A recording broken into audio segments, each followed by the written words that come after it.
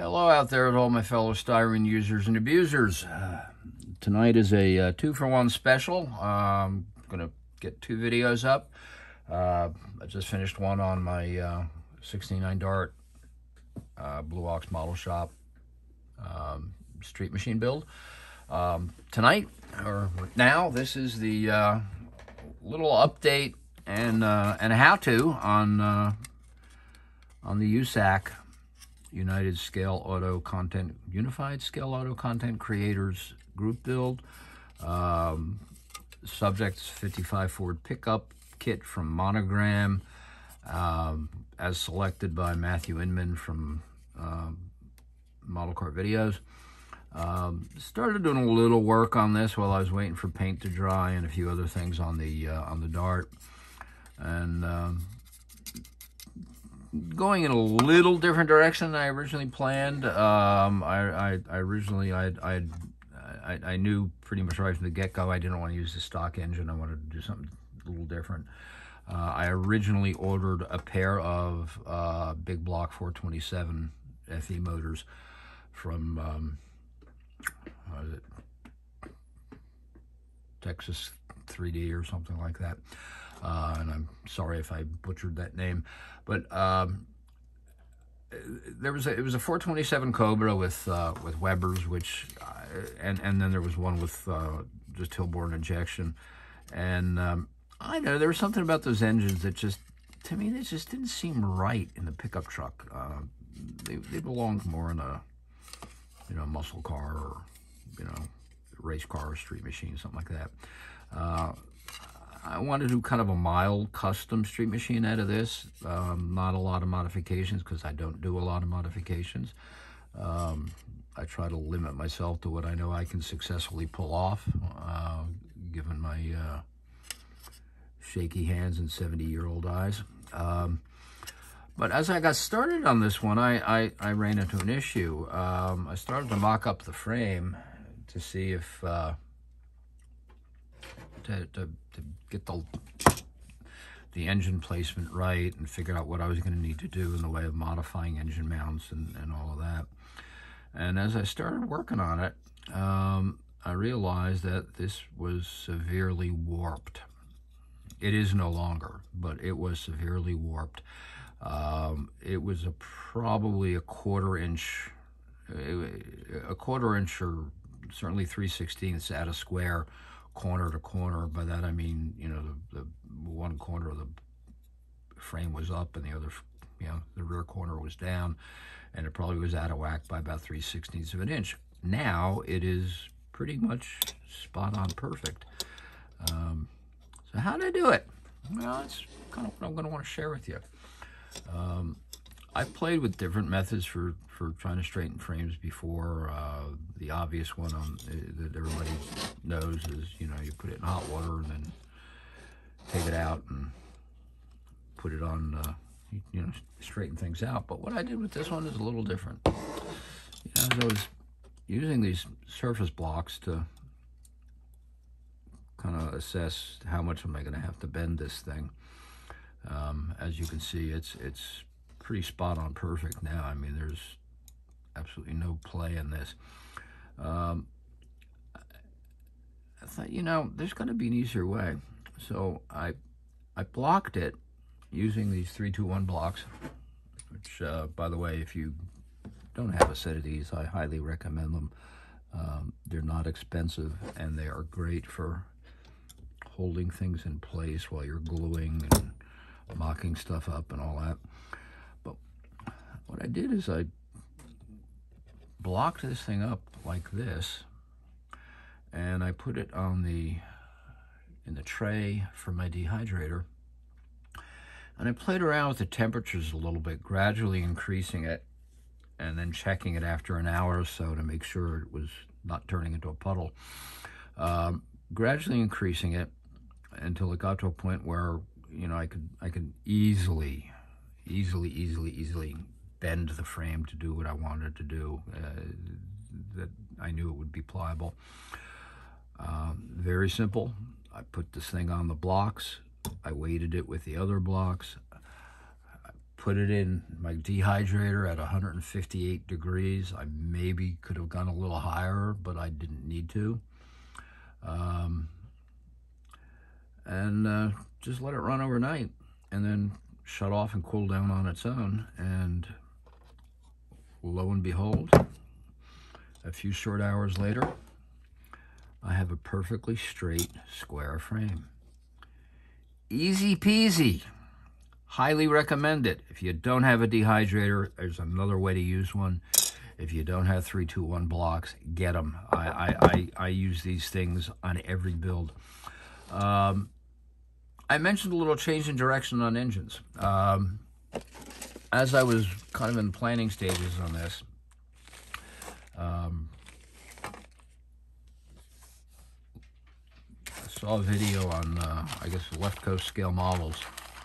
Did a video on these Ford 460 motors from Hobbyworks, and they offered several. I got one that is, it came with high-rise manifold and oil blower and 2 4s, and then another one with just the just a blower and okay, no, it had a high-rise man. He gave me, I got both here. It looks like he gave me all the, he did say he threw in some extra parts.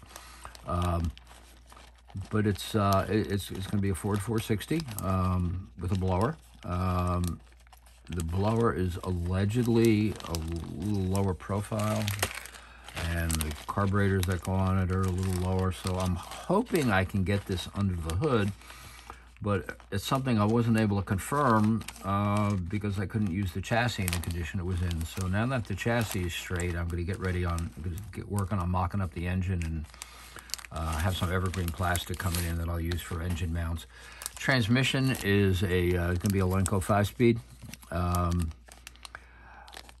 I can't speak highly enough about Miguel at Hobbyworks. He I didn't even have a problem, but I reached out to him, was just curious. Hey, when just curious when you plan on sending this out? I'd like to just want to know. And he responded as though I was complaining vehemently, which I wasn't. And next thing I know, I get an email from him saying, "Hey, I'm sorry for the delay. I've gotten sidetracked doing some other things. I've sent your engines out. I paid the extra shipping cost to overnight them, and you should have them tomorrow or the day after." And I threw a few extra things in too. Great guy, great to deal with that with the quality of this work and his attitude about customer service. This guy's going to do some good stuff. I like the idea of using a big Ford truck engine in a Ford truck. It just seems to be right. Torquey 460, Torque Monster 460 seems to make a little bit more sense than a high-revving 427. The rest of the truck is probably going to be pretty much out of the box. If you saw my earlier video, I selected colors. Body color is going to be Vallejo Amaranth Red. I often consult with my wife and one of our friends who's also a professional artist on colors to get ideas, and or hey, what do you think of this? What do you think of that? And I said, it's got to be red. The truck needs to be red, but I don't want it to be a bright cherry red or an apple red. I want it to be something just a little bit different. And they said, well, how about like an orangey tomatoey red? So I poked around in my Vallejo stash and pulled out the Amaranth, which is kind of a tomatoey red. And then I thought, well, what goes good with tomatoey red? And, at the risk of looking like I'm building a Christmas vehicle, I pulled this deep green out for the interior. I'm probably going to use a dark steel on the wheels, as well as probably the engine, and maybe just detail it with the green. I haven't quite figured all that detail out yet, but I have started, got a little bit going on this, got the frame straightened. Not much progress to show here, but I wanted to share what I have done, and wanted to share this little tip on straightening frames. I've done this a couple times before. I actually had a resin body that had gotten a little bit warped, and by kind of clamping it into place on the bottom of the on the tray that's in my dehydrator, and then just heating it lightly at a lot lower temperature than 158. I think I probably was like about 115 or something like that. I just did that for a few hours, and it came out perfect. So I've used the dehydrator as a way to soften and straighten pieces out before. We'll do it again. If you don't have a dehydrator, if you can afford one, I urge you to get one. Not only for straightening chassis, but probably the biggest advantage is you can paint something and put it in overnight, and the next day you can go right to work on it, which I'm going to do with my Dart build shortly. So that's it for this little how-to and group build update. Not going to be doing much on it. I'm going to put it aside for a little bit while I work on the Dart.